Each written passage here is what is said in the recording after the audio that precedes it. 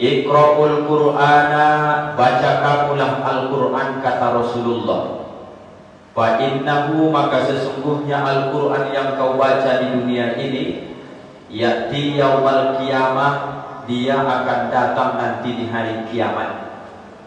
Ngapain Al-Qur'an yang dibaca-baca di dunia ini datang di hari kiamat, Pak Ustaz? Syafi'an li ashabi, memberi syafaat. Arti syafaat itu pertolongan bagi orang di ashabi yang bersahabat dengan Al-Quran selama hidup di dunia ini.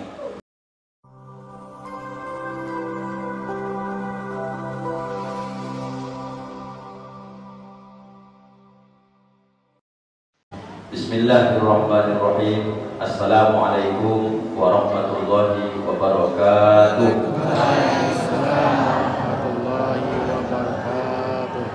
Bismillah walhamdulillah, summa salatu wassalamu ala rasulillah wa ala alihi wa sahbihi wa mawala. Allahumma faqihna fid din wa 'allimna ta'wil wa hdina ila siratikal mustaqim. Amin walhamdulillahi rabbil alamin. Orang-orang tuaku, keluargaku semua yang sangat kami hormati dan kami muliakan, ketua dan segenap pengurus Masjid Al-Ikhlas beserta seluruh jamaah dan juga seluruh anak-anak kita yang turut hadir ramai malam hari ini. Mudah-mudahan kita semua masuk surga bersama Nabi kita Muhammad sallallahu alaihi wasallam. Amin ya rabbal alamin. Apa kabar Bapak Ibu, sehatnya semua? Gimana keadaan nih Pak? Ini berkurang nih Pak di jamaah. Ini malam ke-5. Udah berkurang nih Pak Is atau bertambah terus? Masih bertahan ya. Dapat bocoran dari abang kita tadi, memang sudah berpencar sekarang ya Pak ya. Musola dekat makam, musola di Simpang Pais, musola majelis zikir, satu lagi di sana Baitul Ma'mur. Alhamdulillah lah.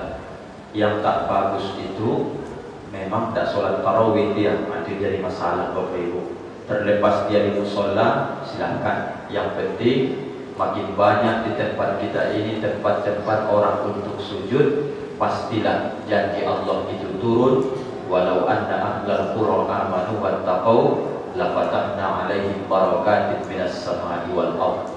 Kalau penduduk satu kampung itu beriman dan bertakwa, ciri-ciri orang Tengkurejo itu beriman bertakwa, imannya itu ditantang dengan innama ya'muru masajidallah. Pertanda dia beriman, pasti orangnya mau memakmurkan masjid. Mana pertanda dia beriman? Mau bangun masjid.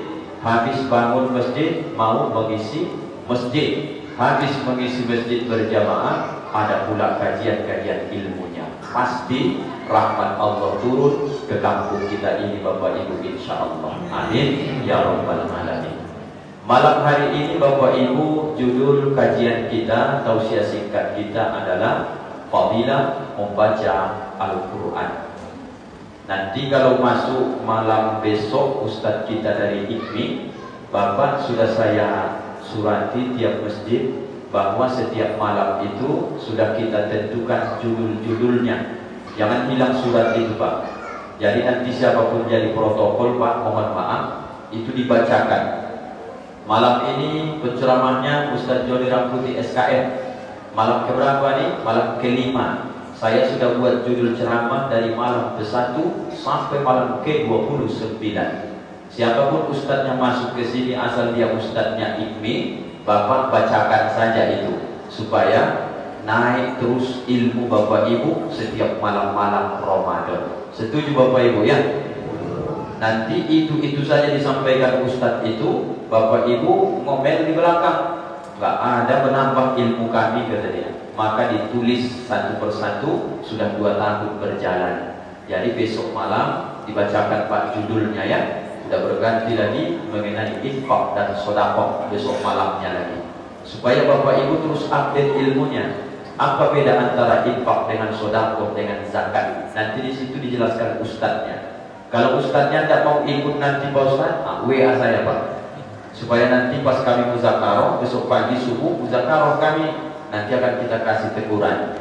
Kalau ustadznya tidak mau baca buku, tak mau dia belajar, pasti bapak ibu pun nanti tidak update, nanti ustadznya akan bapak ibu tinggalkan sendiri. Kasihan kita. Maka tolong menolong kita Pak ya, bacakan nanti apa judul ceramahnya. Malam ini malam kelima, fadilah, keutamaan ataupun kelebihan orang yang membaca Al-Quran. Kita baca hadisnya nomor 1. Iqra'ul Qur'ana, baca kamulah Al-Quran, kata Rasulullah. Fa innahu, maka sesungguhnya Al-Quran yang kau baca di dunia ini, ya'ti yaumal qiyamah, dia akan datang nanti di hari kiamat. Ngapain Al-Quran yang dibaca-baca di dunia ini datang di hari kiamat Pak Ustaz?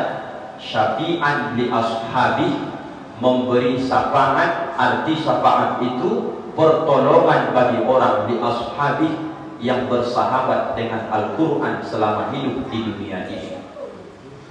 Sebelum kita cerita syafaat Quran ini gimana modelnya Bapak Ibu, perhatikan ke sini Bapak Ibu karena waktunya terbatas. Kita di dunia ini Bapak Ibu, kalau dihitung-hitung, dilihat-lihat, di muhasabahi amal-amal kita ini, rasa-rasanya ini Bapak Ibu tipisnya kita masuk surga, betul enggak? Infak sodako kadang ada, tapi kadang niat kita dibisik setan, ria, cacat lagi dia. Ada duit berangkat umroh, bolak-balik kita syukuran, datang setan. Memang hebat kau, berangkat kau umroh, cacat juga umroh. Ada duit nabung, kemudian daftar, dapat porsi, berangkat haji. Mau jelang berangkat haji, datang tu setan lagi, bisiknya lagi. Memang hebat kau ini, bisa kau berangkat haji. Cacat lagi Pak. Infak sodakohnya cacat, umrohnya bisa cacat, hajinya bisa cacat. Jangan jauh-jauh Pak.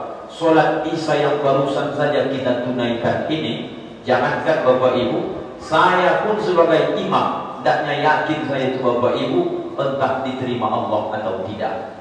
Lalu kenapa Ustaz lakukan kalau tidak yakin Ustaz diterima Allah? Saya berbaik sangka sama Allah, begitulah batas kemampuanku ya Allah. Maka tadi habis kita Fatihah saya angkat tangan lagi. Wa tammin taqsirana, sempurnakan semua kekurangan kami ya Allah. Tahunya saya Bapak Ibu, bacaan Fatihah saya kurang fasih. Kemudian tadi baca ayat surah Kahfi kurang fasih. Rukuk saya kurang bongkok, sujud saya kurang pas sesuai sunnah Nabi. Saya tahu itu kurang. Berarti sholat tadi pun banyak cacatnya Bapak Ibu. Baca Qur'annya bisa saja nanti terjadi cacat. Infak sodako, haji, umrah, bahkan sholat pun bisa cacat. Maka Bapak Ibu, pertama harapan terbesar nih, ada dalam Al-Quran surah Az-Zukhruf, ini yang paling menarik terkait mengenai Ramadan, terutama kumpul dengan orang baik. Al-akhillahu yawma idzin ba'duhum li ba'din aduwwun illal muttaqin, kata Allah dalam surah Az-Zukhruf. Banyak orang-orang yang di dunia ini bersahabat, berteman akrab, bahkan mereka tidur pun sama, mulai lajang sampai menikah, berdempet rumahnya saking akrabnya. Hati-hati Bapak Ibu, orang yang berteman akrab di dunia ini ada dua model. Yang pertama merugi, yang kedua beruntung. Yang pertama kata Allah, al-akhillahu yawma idzin ba'duhum li ba'din aduwwun. Mereka berteman di dunia ini, tak ada yang mereka pikirkan kecuali setiap hari melakukan dosa. Itu saja kerjaan mereka. Maka ini kalau mati besok kata Allah, mereka aduun, mereka akan bermusuhan di hadapan Allah. Bertengkar mereka Pak.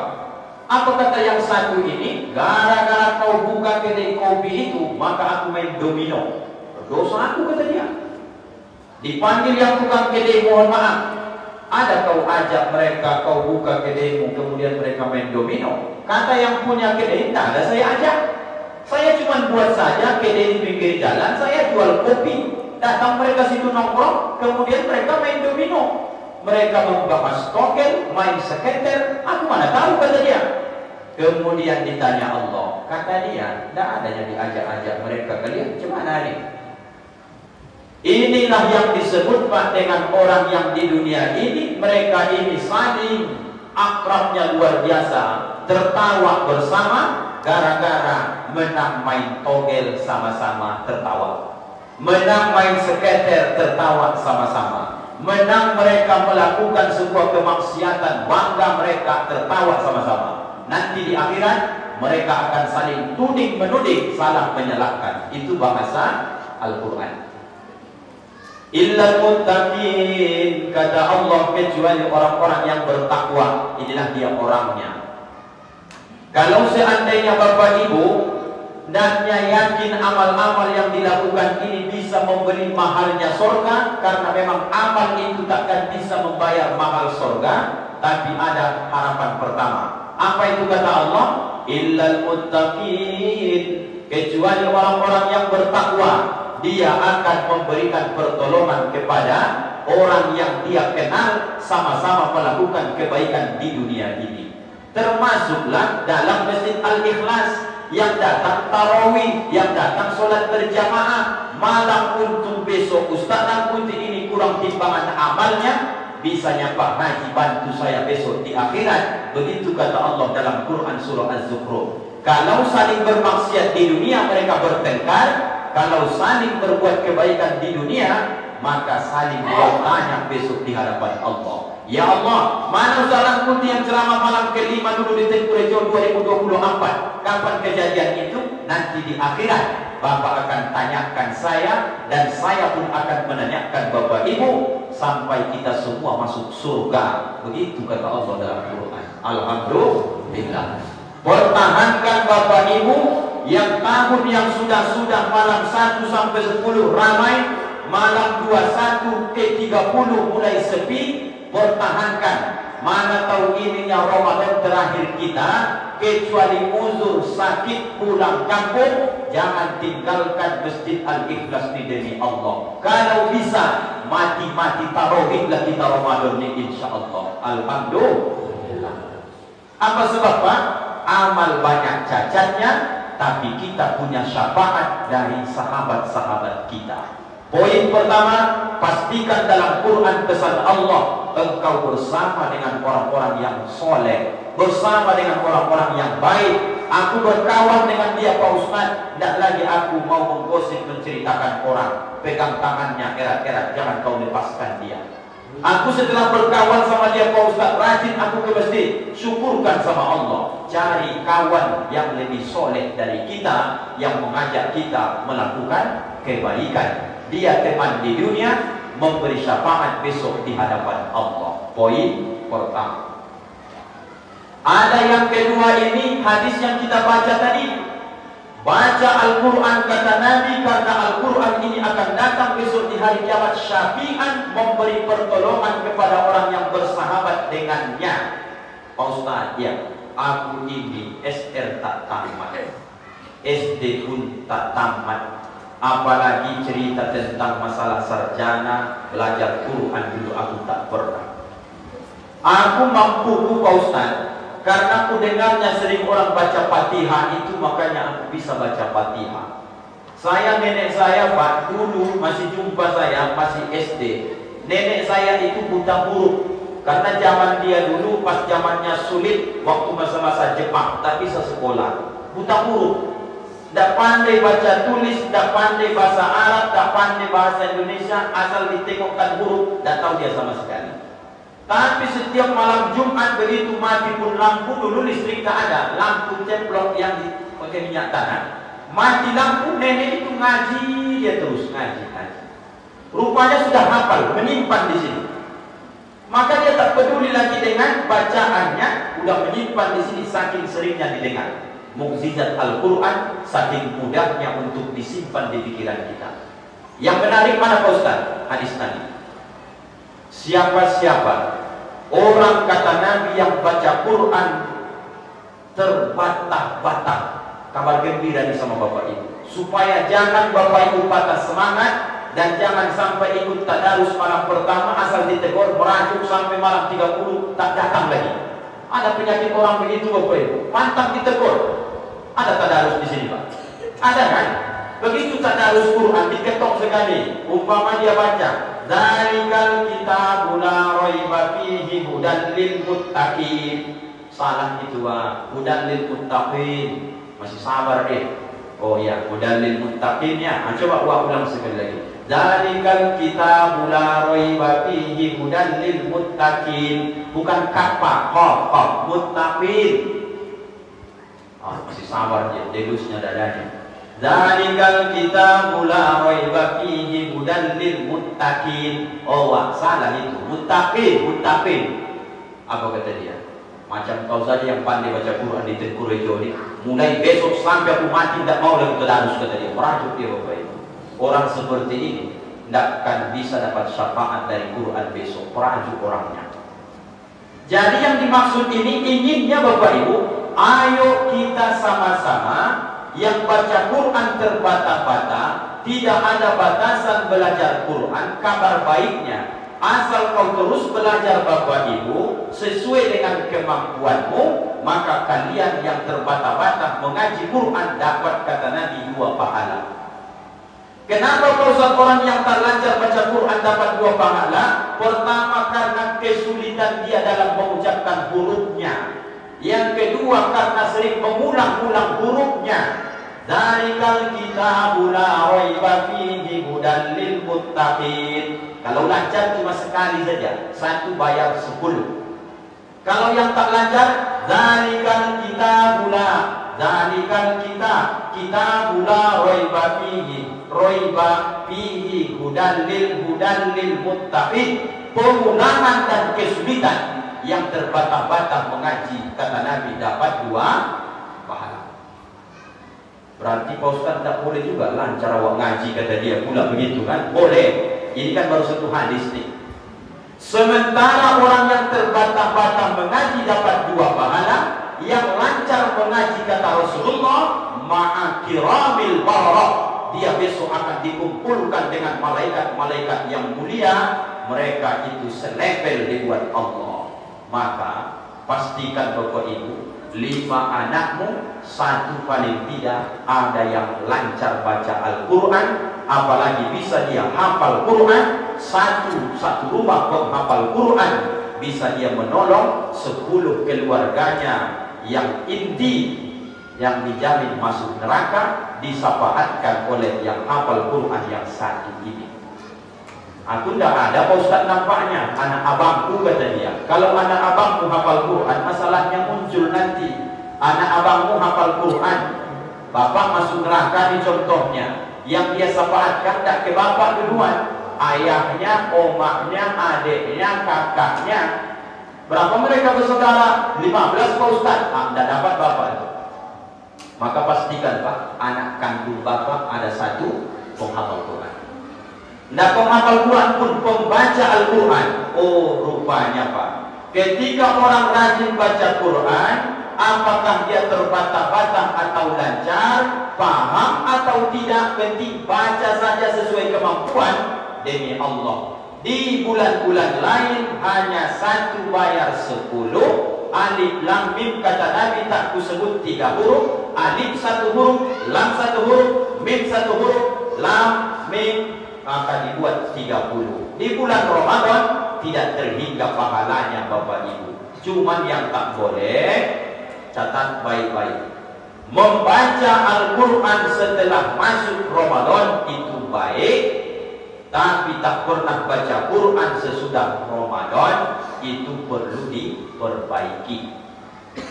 Mana tahu Bapak Ibu sudah mulai ngantuk, ulang sekali lagi ya. Membaca Al-Quran menunggu bulan Ramadan ini baik, tapi setelah Ramadan berakhir tak pernah baca Quran, itu perlu kita perbaiki. Ini turun semua sekarang Quran nih. Di rumah, di masjid turun Quran itu dibaca rame-rame. Alhamdulillah.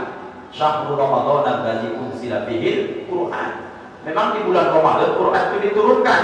Tapi nanti masuk 1 Syawal, tengoklah Bapak Ibu. Malam 1 Syawal tak orang baca Quran lagi. Hari kedua Syawal tak kenal orang Quran lagi. Mutar lagi, jumpa Ramadan tahun 2025 baru baca Quran itu balik. seolah-olah Quran hanya ada di Ramadan. Pak, Ibu, kalaupun jamaah bisa khotam Quran satu Ramadan ini satu kali, asal cara bacanya benar, asal nanti disimak dengan baik, itu jauh lebih bagus dan berefek di Syawal, Zulqa'dah, Dzulhijjah dibanding yang kejar-kejaran target harus khotam 3 kali, 4 kali, 5 kali. Saya sarankan Bapak Ibu tidak usah kejar-kejar target. Betul Bapak Ibu?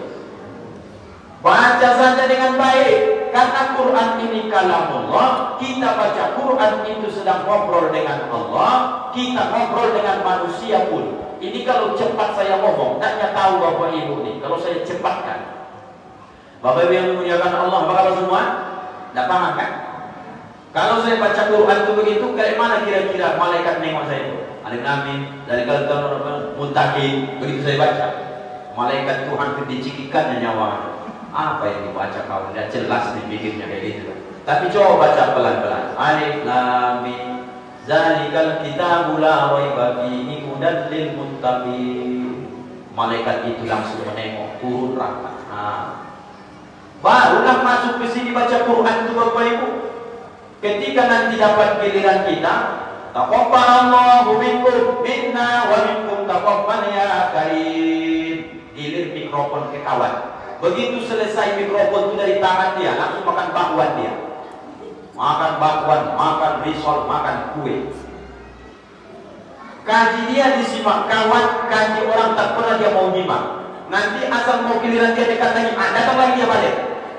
Ini manusia paling mengesalkan di dunia ini dalam dunia pertadarusan Bapak Ibu. Ada Bapak Ibu mendapat kawan seperti itu? Kalaupun ada dia, ingatkan dia. Kau tadi ngaji, simak. Kita ini ngaji Pak, kalau gak didengar orang, pasti kita yang kita baca, kita yakin benar. Karena itu batas kemampuan kita. Saya kalau mengaji saya Pak, yakin saya yang saya baca benar, karena sesuai ilmu saya. Tapi ketika saya mengaji didengarkan Pak Is, baru saya tahu, Ustaz, tadi khonya kurang pas, ainnya kurang makharijul huruf, qafnya kurang qalqalah, baru saya tahu. Maka tadarus itu artinya bukan lomba baca cepat, tadarus artinya ya tadarus, ganti-gantian, satu mengaji, satu menyimak. Begitu Bapak Ibu. Kalau kami ustaz-ustaz, baca seayat seorang, baca artinya. Baca seayat seorang, baca artinya. Nanti kalau sudah meningkat lagi, baca seayat, baca artinya, baca tafsirnya, jelaskan, baru mantap dia. Kita levelnya membaca saja dulu, udah aman tuh Bapak Ibu. Cuman begitu lah, dirobak lah.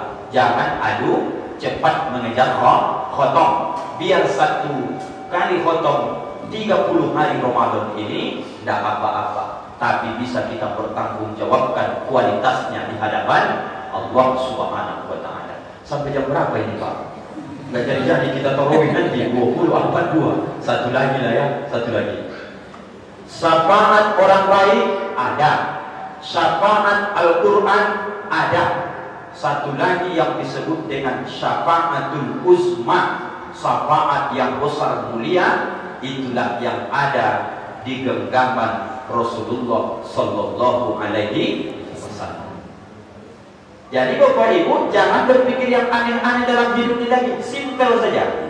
Kalau sudah 3 dijelaskan malam ini, kita dapat bantuan dari orang selain kita.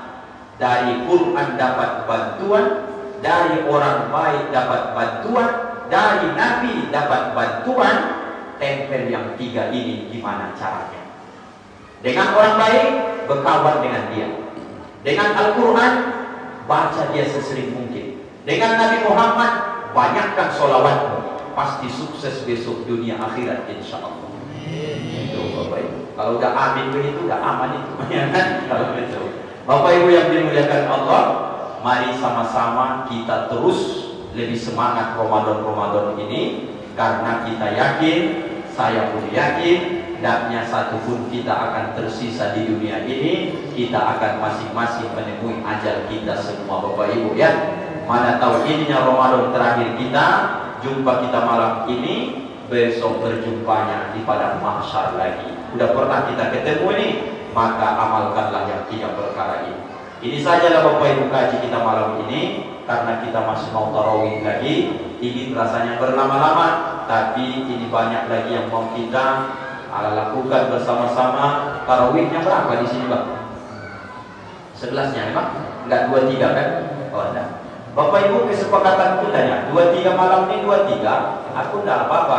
Gimana Bang? 23 aja kita buat malamnya. Oh 11 saja Pak.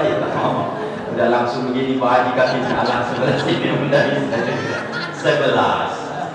Nanti kalau saya imamnya, saya buat 1 rakaat 1 ayat. 1 rakaat 1 ayat kalau saya imamnya. Kalau abang nanti imamnya, alhamdulillah saya istirahat sedikit. Kalau saya imamnya 1 ayat 1 rakaat. Apa sebab? Dalam amal ini yang terpenting itu jangan sampai menggerutu. Dia nomor 1 Pak. Ya Pak ya? Jangan sampai menggerutu nanti.